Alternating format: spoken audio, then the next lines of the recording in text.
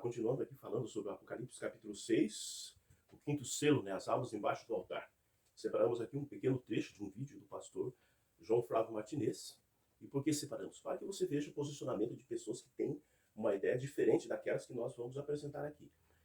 Ideia onde identifica ali realmente que no capítulo 6, as almas debaixo de altar é um texto que está sustentando, comprovando a imortalidade da alma. Então vamos ver este pequeno vídeo, né, são rápidos segundos, e depois nós vamos dar continuidade aqui trazendo um comentário sobre um dos textos que é apresentado neste vídeo. Conosco, tá certo? Então a Bíblia deixa claro, em Lucas 16, do 19 ao 31, tá? Que ali havia dois homens, um homem que foi salvo, que é o Lázaro, e o homem que foi perdido, que é o rico da história. Um foi para o seio de Abraão, o paraíso, e o outro foi para o lugar de tormento, tá certo? Então a Bíblia deixa claro que há dois lugares, um para o salvo, outro para o perdido. Eu sou da linha teológica que acredito que o Senhor Jesus, quando foi assunto aos céus, levou cativo o cativeiro, Efésios 4:8, e levou esse lugar, ou transportou essas pessoas para debaixo do altar de Deus, Apocalipse capítulo 6, versículo 9. Então as pessoas quando morrem, como está em Filipenses 1, 21 a 23, elas vão diretamente para a presença de Deus, os salvos vão diretamente para a presença de Deus, e ali ficam até o dia do arrebatamento. Então o pastor João Flávio Martinez aí comenta sobre a parábola de Rico e Lázaro, que nós vamos fazer um vídeo futuro mais à frente só sobre esse texto de Lucas, né? E ele também trouxe um texto de Filipenses. Mas antes, vamos ler o texto aqui de Filipenses. Filipenses, capítulo 1, né? Porquanto para mim o viver é Cristo. Quem é este que está falando? É Paulo, né? Então, para mim o viver é Cristo e o morrer é lucro. Entretanto, se eu viver na carne traz fruto para o meu trabalho, já não sei o que é melhor. Ora, de um ou de outro, estou constrangido, tanto desejo partir e estar com Cristo, é incomparavelmente melhor. Então, essa frase utilizada aqui com Paulo, né? Partir e estar com Cristo. Então, as pessoas gostam de fazer uso de alguns textos do apóstolo Paulo para sustentar a questão da imortalidade da alma. E o interessante é que as pessoas que vão fazer uso desses textos de Paulo vão fazer uso de alguns textos onde ele não está trabalhando de forma direta a questão da morte, o que seja a morte em si. Aqui, por exemplo, o partir é evidente que é uma menção à morte. Mas o alvo, o propósito do texto aqui é este conflito da obra, as dificuldades, os desafios que se tem. E esta frase, partir e estar com Cristo, ela ganha um peso como uma evidência da imortalidade da alma, mas não baseado naquilo que está na palavra. Ela é baseada no bombardeio que a mente humana recebe de informações que não estão na palavra sobre o que é a morte. Veja algumas imagens aí, né? Filmes que propagam com naturalidade, fazendo a introdução na mente humana de que esta possibilidade de comunicação com quem está morto é algo natural. E a mente humana é bombardeada através de filmes, de músicas, de novelas, de desenhos animados. Desde criança, a mente da criança já é bombardeada de muitas formas, de muitas maneiras, para ter esse tipo de pensamento.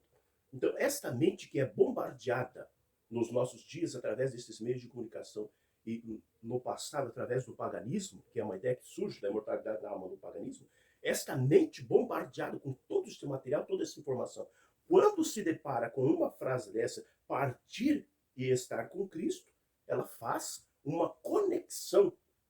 E a frase parece uma prova cabal, assim, indiscutível de que ele está defendendo aqui a imortalidade da alma.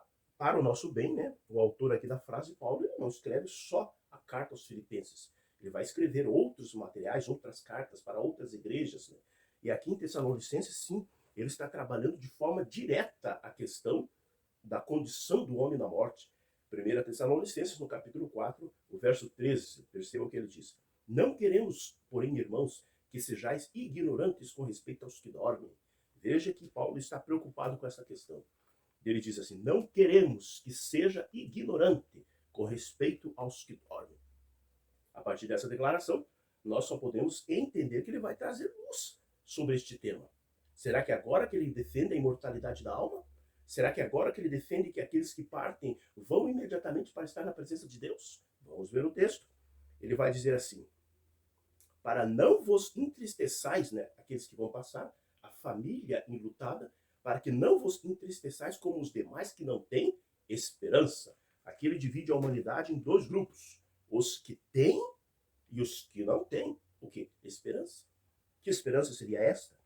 A partir do capítulo 16, verso 16, ele vai dizer assim: os mortos em Cristo ressuscitarão primeiro. Então, o que devemos ter? Esperança. No quê? Na ressurreição. Você consegue perceber aqui a sequência que Paulo está, que ele está trabalhando? Ele divide o mundo, os seres humanos, em dois grupos. Os que têm e os que não têm o quê? Esperança. E o que é esperança? Esperança é algo que ainda não chegou. É algo relacionado ao futuro, algo que se espera. Agora, se a imortalidade da alma, se a frase extraída de Filipenses, morrer e estar com Cristo, fosse aquilo que as pessoas querem atribuir a ela, a pessoa morre e vai até a presença de Deus. Por que seria necessário ter esperança? Esperar o quê? Se já morre e está na presença de Deus. Mas Paulo ele vem dizendo assim, o mundo se divide em dois grupos. Os que não têm essa esperança, que não esperam pela volta de Jesus, pela ressurreição, aqueles que não têm a fé que é necessária, e aqueles que têm. Você consegue perceber que ele não divide dois grupos, os que vão para o céu e os que vão para o inferno? Não é isso que ele está dizendo aqui.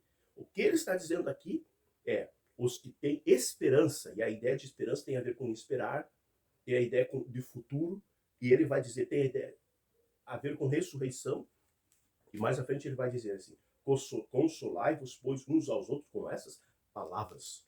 Então, como que ele iniciou aqui a conversa? Ele inicia assim, não quero que você seja ignorante.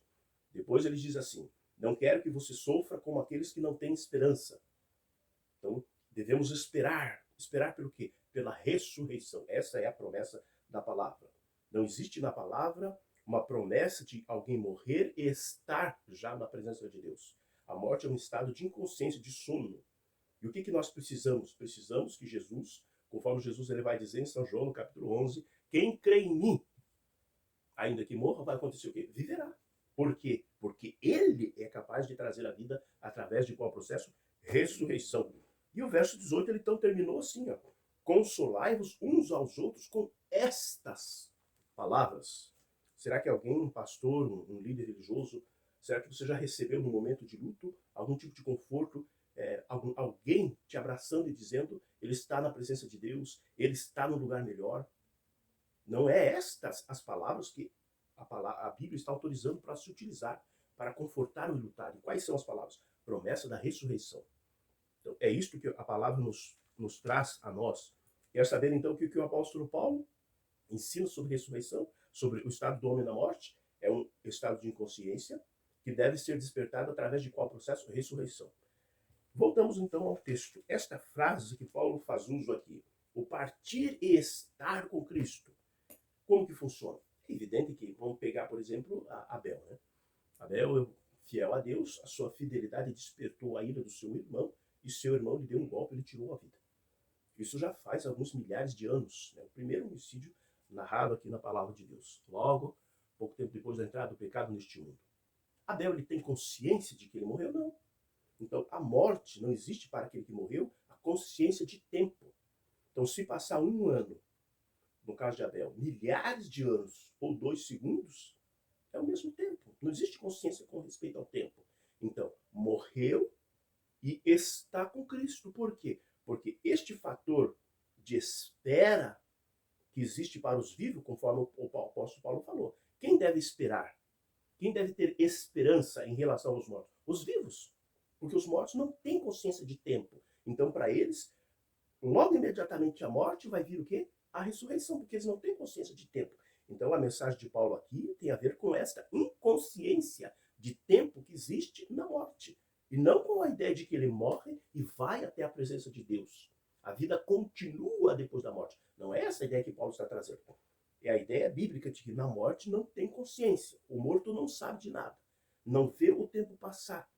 Então morre, o tempo pausa para ele. Pausou. Jesus volta e ressuscita e o tempo continua para ele. É esta a ideia extraída neste texto. Que Deus nos abençoe, que possamos dedicar sempre tempo para compreender a palavra, compreender conforme ela está trazendo aqui a harmonização de todas as ideias e não a gente se isolar e dar preferência a alguns textos. Eu ainda não ouvi alguém que defenda a imortalidade da alma fazendo uso da defesa da imortalidade da alma neste texto de Tessalonicenses que a gente leu aqui, onde Paulo fala que no que nós devemos esperar os vivos em relação aos mortos? Na ressurreição. Então, que possamos nos preparar para que, se a morte chegar, possamos estar preparados para ressuscitar e estar com Cristo. Amém.